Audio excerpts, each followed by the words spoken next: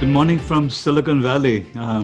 The sun is going to be coming up over here pretty soon, so we may have lots of light. So I'm just preparing you for that. But I wanted to start off by sharing some perspectives for you. If you go back 20 or 30 years, in Colombia and in the rest of Latin America, people believed that United States leads the world and that we are left behind and that we don't have a role in innovation. What I want to tell you is that everything has changed. You sitting there in Bogota or anywhere else in Latin America can do as much to uplift humanity and to solve global problems as anyone here in Silicon Valley can. That you have the same knowledge, you have the same technology, you have the same powers that anyone here does. There's no advantage to Silicon Valley anymore. You are equal in every way. I'm going to show you why I believe that. I'm going to explain to you what is going on and what has changed. First of all, my device over here, this is a Samsung phone. This has 50 times more computing power than the Cray supercomputers of the 1970s. Do you remember in the 1970s, you would read about these supercomputers that America had with which they could do weather forecasting and they could do military planning and so on. Those supercomputers could not be exported to Latin America. No country could import them in Latin America. There were only a few countries that were allowed to have these. This is more powerful than 50 Cray supercomputers. And you can walk across a border and no one even blinks an eyelid. In fact, you can get devices like this for as little as $50 in most of the world now. They become inexpensive. What is happening is that computing has been advancing on an exponential curve. So as the number of units that are produced increases, the price drops.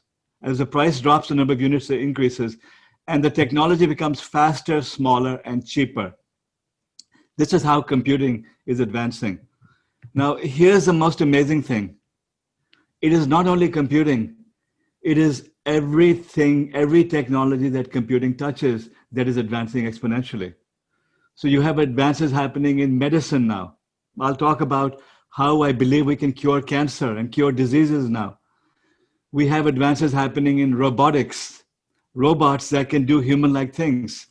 We have advancing happening in artificial intelligence. Artificial intelligence is being applied to many, many different fields. Soon we will have self-driving cars that go on the roads and tell the car where you want to go, it'll take you there. The next 5 years, we'll have fully automatic self-driving cars. The same advances are happening in genomics. The same advances are happening in sensor technologies, in networks. Every technology that becomes information-based starts advancing exponentially. And this is the magic of these technologies, that they are all advancing exponentially. And what happens when they advance exponentially is that they start converging with each other. So you have many technologies coming together and making impossible things possible. So I talked about self-driving cars. Why are self-driving cars possible? Because we have advances in sensors. What's a sensor? The camera I'm looking at is a sensor. This camera is more advanced than what Universal Studios in Florida had 30 years ago.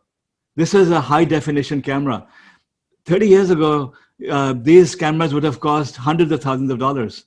Today, you can buy them for $20, right? So you have advances in sensors, and then you have advances in computing. So that supercomputers in the car. And then you have advances in artificial intelligence. What's artificial intelligence?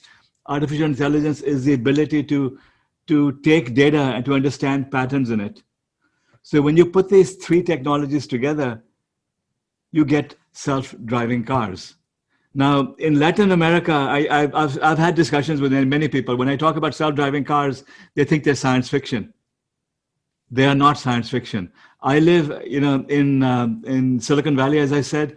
There's a very beautiful highway in Silicon Valley called Route 280. When I get on, Route 280 is only 3 minutes from my house.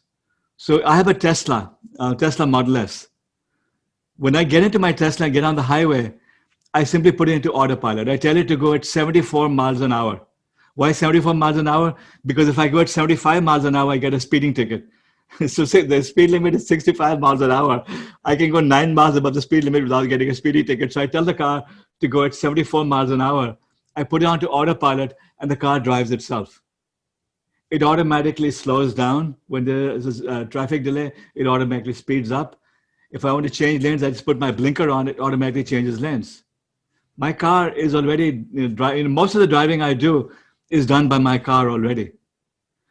Elon Musk has promised that within the next 3 or 4 years, the car will take me out of my driveway and anywhere I want to go, and I will not have to hold the steering wheel. This is how these cars are advancing.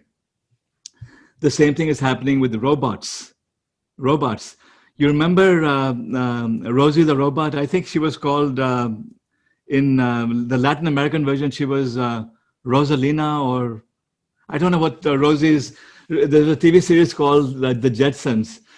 So there was a robot that could teach her children how to study. They would do all the housework. Well, robots such as Rosie are going to be commercially available in the 2020s. I'm talking about robots that will be in your house, that will listen to what you say, that will clean up the mess that you make, that will talk to you, that will do your homework for you. Those will be commercially available in the 2020s. Sometime in this decade, they'll be commercially available. And those robots will be able to do amazing things for us. They're coming. Now let's talk about healthcare, which is one of the biggest problems there is. We are all locked down right now. I'm stuck at home. Even though I'm in the most advanced place in Silicon Valley, I'm stuck at home. I can't go shopping. I can't go outside because I have to wear a mask. And still many of the stores are closed. In Latin America, it's even worse. People are getting sick from this pandemic. Well, I expect, and this is not Donald Trump speaking, I expect that by the end of this year, we will have a vaccine for COVID-19. People have argued that it takes decades to build vaccines. That it'll take 20 or 30 years is what they said when the pandemic first happened. Now, realistically, by the end of this year, we will have commercially available vaccines. How did that happen? Why so fast? Because when the pandemic first happened, we were able to get a genetic sequence of the virus, put it on the web, and have scientists all over the world understanding it and developing vaccines for it. Within 62 days of the genetic blueprint being put on the web, Moderna had developed an RNA-based vaccine that could treat this virus, that could prevent us from getting it.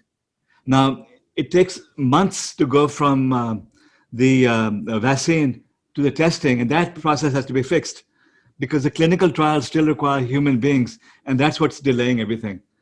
But there are 90 companies now who have developed vaccines which are in testing.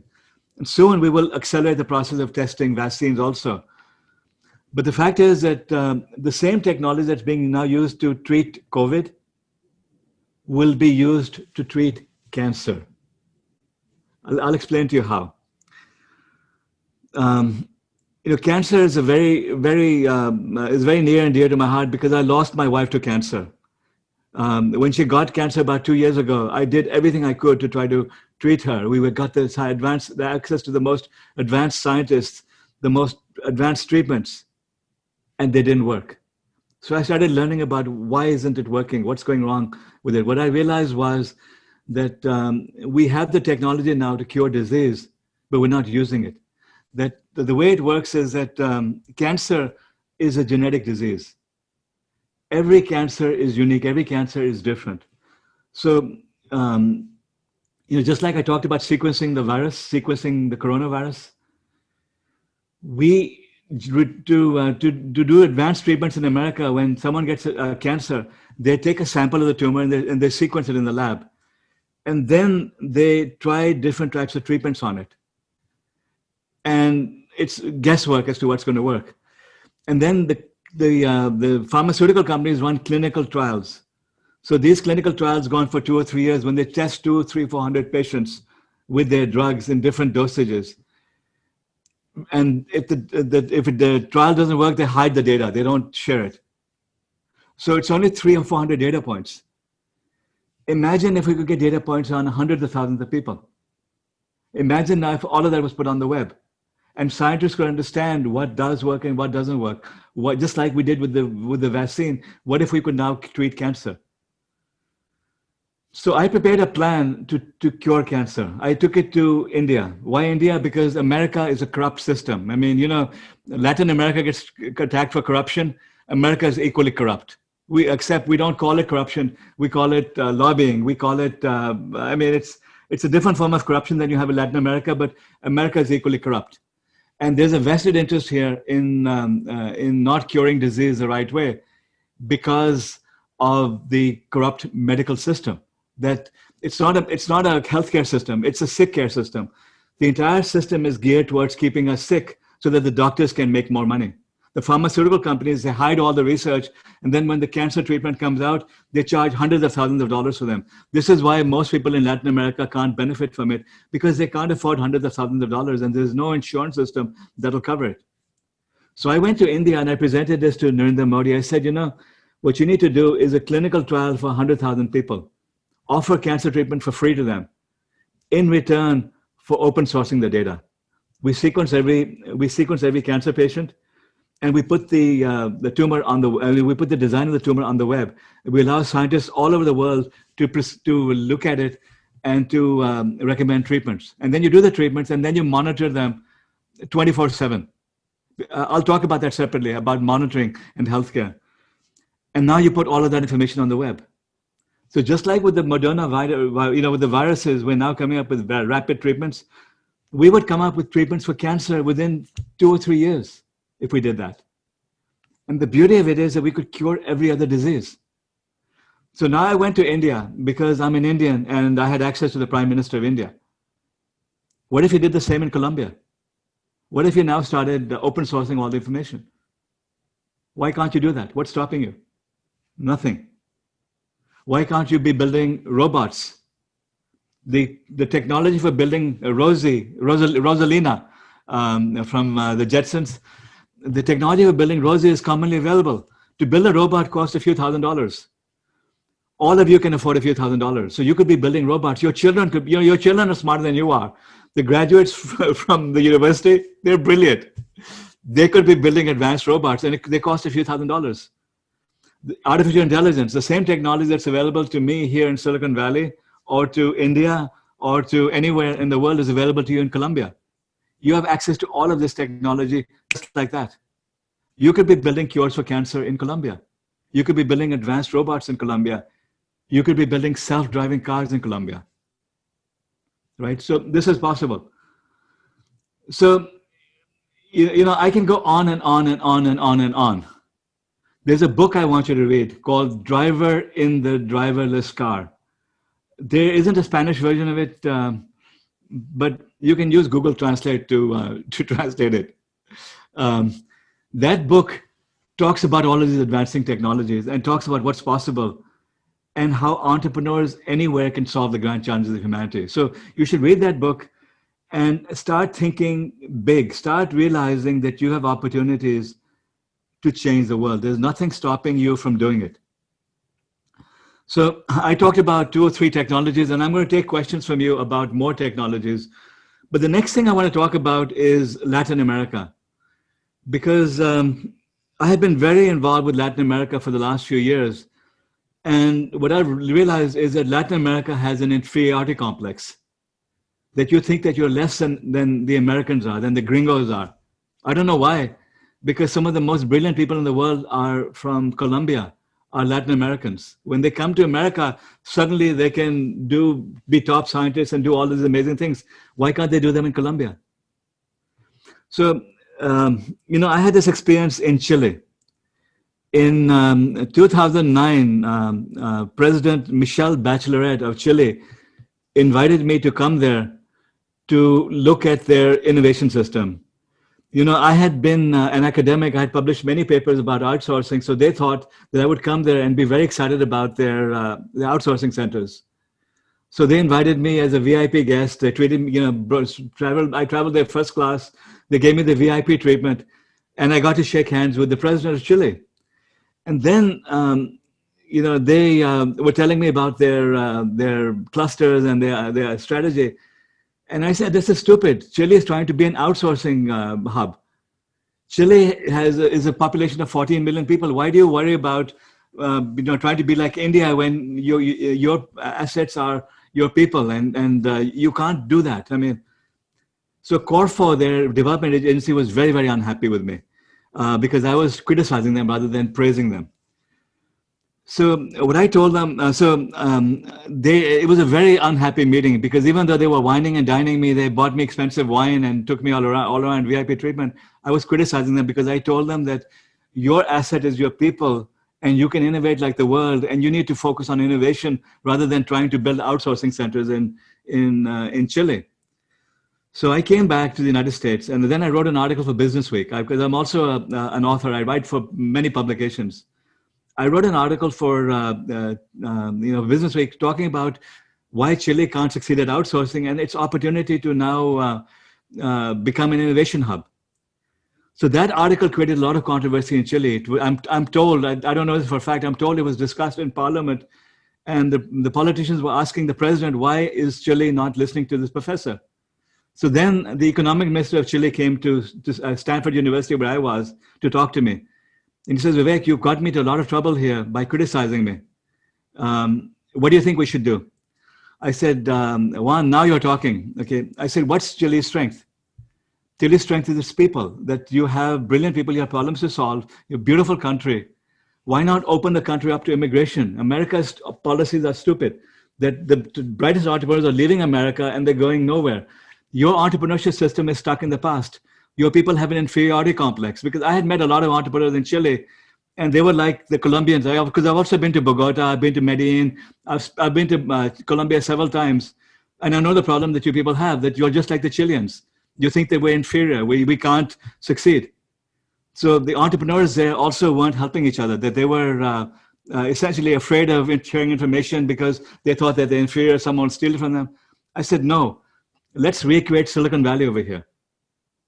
Let's bring in the world's brightest entrepreneurs to Santiago, Chile, and have them interact with the locals. So very reluctantly, they accepted my proposal, and they spent $1 million on a project called Startup Chile. You can Google Startup Chile. The Startup Chile gave a prize of $40,000 to entrepreneurs to come to Chile and to be there just for 6 months. And what started happening was that the foreign entrepreneurs started working with the local entrepreneurs. The local entrepreneurs started gaining more confidence. And today, Chile is a thriving startup hub. So there, I leveraged the power of immigration to help Chile transform its culture. But in Colombia, you don't need to do that. You already have a lot of diversity, and you have people from all over the world that come to Colombia. And the world has changed. All the knowledge you need right now is available on the web, just like you're talking to me on the web now. That I'm able to, to interact with you and share my ideas and lessons with you. You can get access to anyone in the world right now. You can get the top scientists in the world talking to your entrepreneurs and guiding you. So my advice to you is to gain the confidence and to realize that you can change the world. That Colombia can become the world's leading innovation hub, and it can start solving problems of humanity. You can start building advanced technologies and start off by solving the problems of Colombia, and then solve the problems of the neighboring countries, Latin America, and then you take over the world. This is all possible right now. That Colombia can lead the world in innovation and can build world-changing startups if it puts its smart people together and does the right things. Right now, I've gone a little bit faster than expected. I want to ask you to ask me questions, and then I'll comment further. So this is question and answer time for you.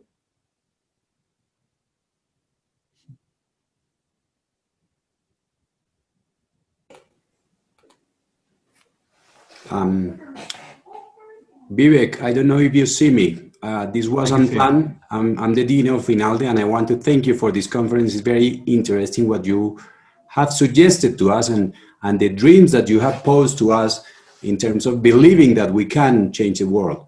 One question I would like to ask you, Vivek, apart from thanking you again, your kindness of being with us, is what do you think we have to do in terms of education to make our children more familiar with the technology? I have 4 children, and I think that in the way that many of the little children in Colombia are being educated, they are not gonna really get so familiar with technology in terms of being able, when they are professional, to produce entrepreneurship with technology. So, do you think that in order for Colombia to be really changing the world in terms of this innovation, that we need to do changes in the way we educate people when they are young? Yes, it starts with junior education. First of all, you have to start teaching them new topics.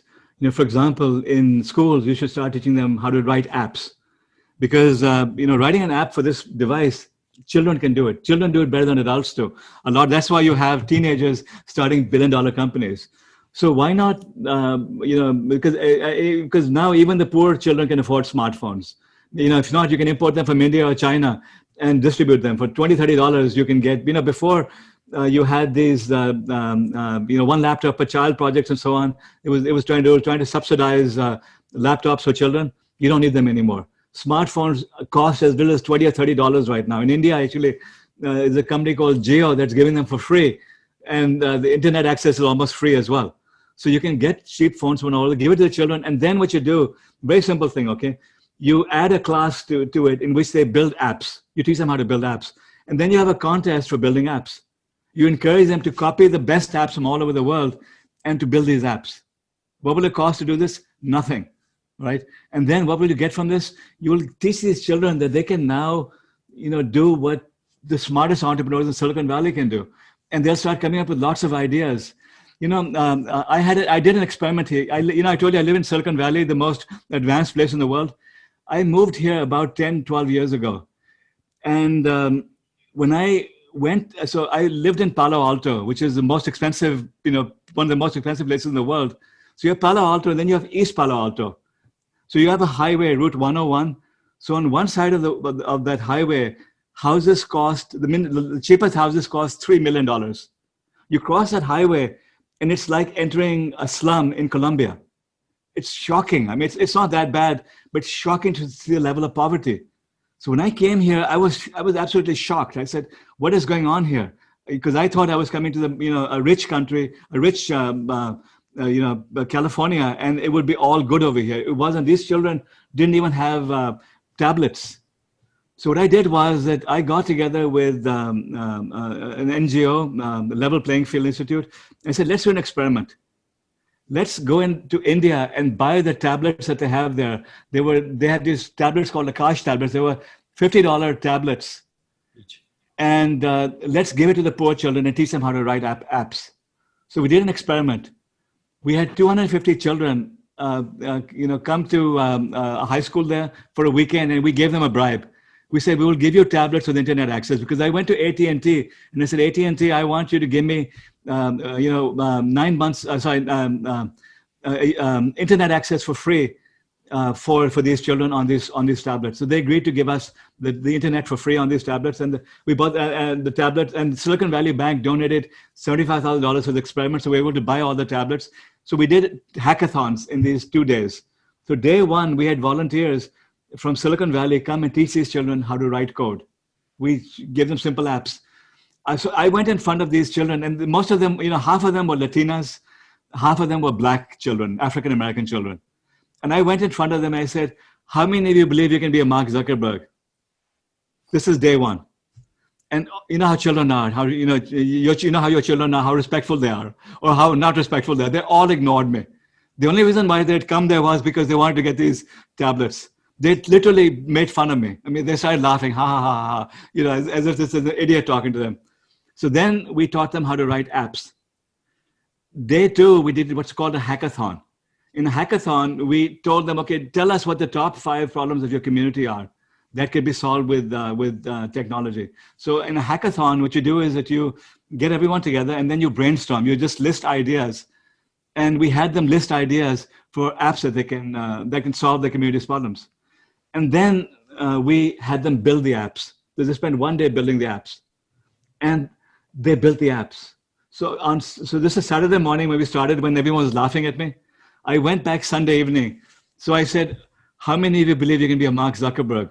They were all looking at me, smiling. Everyone raised their hands, saying, I'm Juan Garcia. I'm going to be, forget about Zuckerberg. I'm going to be Juan Garcia. I don't want to be Zuckerberg. I want to be Juan Garcia.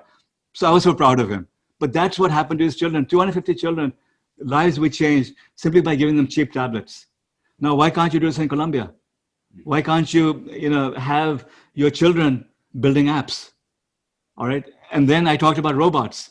The fact that the components of building robots cost practically nothing.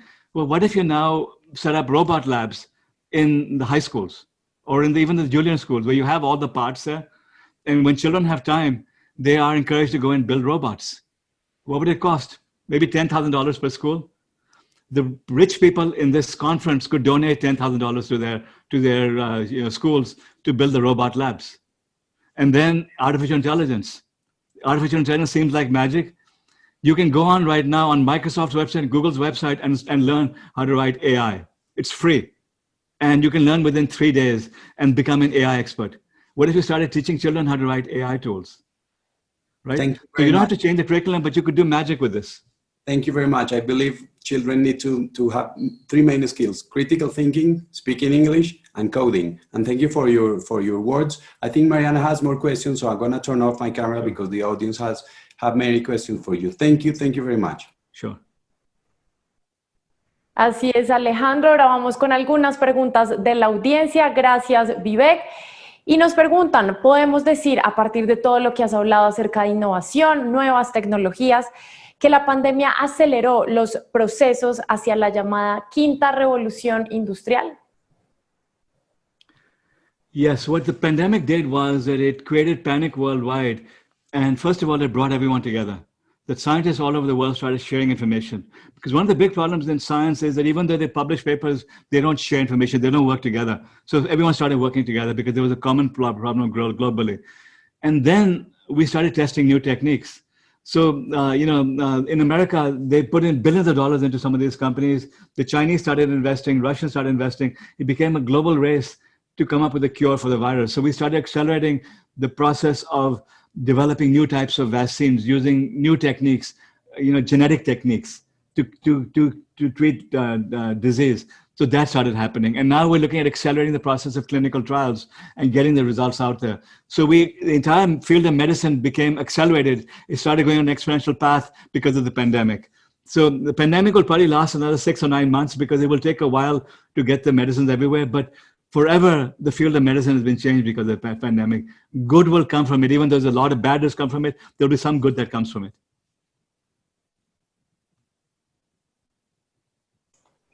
Thank you, Vivek. Another question. How can a company create an innovation environment? Which activities can make people believe that they can innovate? All right, for this, you have to read another book that I have coming out. Let me see if I can take this book out without disrupting everything. This book over here called From Incremental to Exponential. This book releases next week. And you can download it on Kindle as well. The book teaches business executives how they can use advancing technologies to innovate. It's new methods of innovation. Because normally, if you go to business school, I'm being respectful over here, you learn about Clayton Christensen's methods of incremental innovation, the innovator's dilemma. You will learn books like that. Though in the exponential world we're in, those rules don't apply anymore. So I wrote a new book which basically talks about new methods of innovation. What are the secrets of Silicon Valley? Why is Silicon Valley the most innovative place in the world? What are the tricks that it uses? What are the techniques that they use? And what this book argues is that large companies, it's not about small companies, it's about large companies who understand the future can own the future. So what it argues is that if you look at what happened after the pandemic, the stock price of Microsoft is at an all-time high. The stock price of Walmart is an all-time high. Apple, Google, it's the big companies that did the best in this exponential era because big companies used the techniques that startups use and they had the advantage of size. So most of you have big companies. You have an advantage over startups, not a disadvantage. So this book walks you through the techniques that they use, everything from lean startups to design thinking to building platforms and the types of mistakes that you would make. So this book literally will answer your questions. It'll be available on Kindle on Tuesday. So you can just buy it on Kindle and then again, use Google Translate if you don't understand English well enough. And it'll teach you all the basics you need to be able to build exponential businesses. $1 trillion businesses coming out of Colombia is possible. Muchas gracias, Vivek. Ya saben, para quienes quieran adquirir el libro. Y por último, una pregunta que va más alineada con quienes están conectando, con quienes están ahorita en la celebración de 35 años, a nuestros directivos. ¿Cómo, Vivek, los directivos del mundo deben preparar a sus organizaciones, incluso a esas organizaciones más tradicionales, para los próximos cambios tecnológicos que se avecinan, si no son los que ya están presentes? Yes, they must prepare their sense of change because, I teach business executives all over the world about advancing technologies. And 1 year ago, when I would teach them, they were sort of complacent. They didn't believe that the technology changes I was talking about, exponential technologies, could impact them because for the last 30 or 40 years, they had it easy. After the pandemic, everyone has seen how fast things can change. The pandemic is an exponential disease, right? Pandemic exponentially accelerated progress in industries. Entire industries have been wiped out now worldwide, and certain industries have succeeded, right? So, for the CEOs who believe that they're going to be fine if they don't change their ways, those companies are going to be bankrupt. The CEOs who understand the change is happening now, that it's all going to be exponential, and who start learning the new techniques are going to own the future. Literally, there are opportunities now to build billion-dollar businesses if you start learning the new techniques and the new methods. This is why this book is very important for you. I'm serious. I mean, it's not, I really believe that this is a must-read for every Latin American executive because it will give you an edge, an advantage over everyone else and allow you to catch up with America and then leapfrog America, because I want to see Latin America rise above America and build billion-dollar businesses and succeed in a big way. Vivek, muchas gracias. Tenemos tiempo para una pregunta más. Nos preguntan, ¿qué deben desaprender los empresarios y altos directivos para afrontar con mayores posibilidades de mucho éxito la era en la que vivimos, la era 4.0? One of the things I teach in the book is that in the past, everything was hierarchical. That, the current design of businesses was done in the industrial era. And factory workers were meant to be compliant. Everyone did the same thing. They followed instructions. You had hierarchies. So even today, in your companies, you have departments of innovation. You have R&D people who are supposed to do innovation. Innovation now comes from everywhere.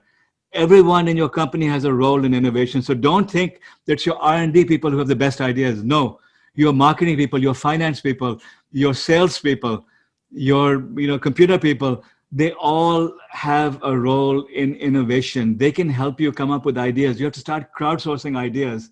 And just like I talked about the pandemic being crowdsourced, you had scientists all over the world sharing their ideas on how to treat this thing. If you simply did, let me give you a to-do. Every CEO on this thing, let me ask you to do something which will cost you nothing. Ask your employees, create a bulletin board, ask your employees to, what you do is you start off, first of all, by listing your top 5 priorities, saying, look, if we had these 5 things, then our company's revenue would double in the next 3 years. List your priorities. What are the things you want? What are the wishes that you want? I want a product that does this. I want a service that does this. List them. And then ask all of your employees to go there and to come up with solutions. What can the company do to solve those problems? Listen to your employees. What will this cost you? Nothing. What will the benefit be? The benefit will be that all of your employees will feel honored that they're being asked to share their ideas because they're on the front lines. They know your customers. They know the problems. They know the challenges that are faced. So why don't you ask them for solutions? So you have your top 5 list. Your employees simply go onto a Facebook-like platform and they post their ideas. 99% of those ideas will be stupid. Fine, discard them. 1% of them will be brilliant. And suddenly you'll start thinking, hey, maybe he's right, that if I built this product, or if I changed my selling techniques to be this like this, or if I did this, I might have a successful business. What do you have to lose? Nothing. What do you have to gain? A brilliant idea that could transform your business. So that's one thing. If you want to take one thing away from my lecture, go and do that tomorrow. List your top 5 priorities and then share them with your employees, and let your employees all have a say in helping you reinvent the company. They will feel very grateful that you're asking them, because no one ever asks them. The low-level employees, they get treated like dirt. Whereas those low-level employees are as smart as you are. They may even be smarter than you are. They just happen to be born poor, or they happen to not have the same advantage you do. But if they were born to a different family, they could have been in your position. Why not ask them? Why not use their talent to help you build a great business? Everyone wins. Vivek, muchas gracias, y están bastante activos nuestros asistentes, todos nuestros invitados a la celebración, así que alcanzamos a hacer una más, si te parece bien. ¿Qué rol tiene la creatividad en todo este proceso? ¿Cómo se pueden impulsar los procesos creativos en los equipos de trabajo de las empresas, en los equipos de trabajo de hoy? Processes, you have to look at everything critically. You have to go back to first principles. Last week, Elon Musk announced a new battery. That announcement is about 20 minutes long, but you should go listen to that announcement, because what Elon Musk did was that he was trying to transform his business. Batteries are too expensive. So he was trying to understand what was wrong. So he did what was called first principle thinking. He went back to look at, why is a battery so expensive? Because it uses cobalt, and this is the way the mining is done. Then why is it so difficult to put it together? He went back to the basic principles and started looking at the entire process. So watch that announcement that Elon Musk made about the battery, and look at the thinking that went behind it. How did he reduce the cost of the battery by more than 55% reduction in the cost of battery within 3 years? Twice as much efficient. I mean, Elon Musk is going to change the entire industry because he went back to what was called first principles and started looking at it. So apply that first principle thinking to your business. And again, I talk about it in my book as well. I teach you how to do that in the book as well, but you don't have to read the book. You can watch that Elon Musk video and see, how did Elon Musk reinvent the battery? And then say, okay, how do I reinvent my business in the same way? Go back and do the same things that he did. Ask the same questions of your business, and that's how you can transform it. Thank you, Vivek. Gracias, Vivek, por esta grandiosa conferencia, por acompañarnos en estos 35 años de INALDE Business School. Well, thank you for the opportunity to speak to you.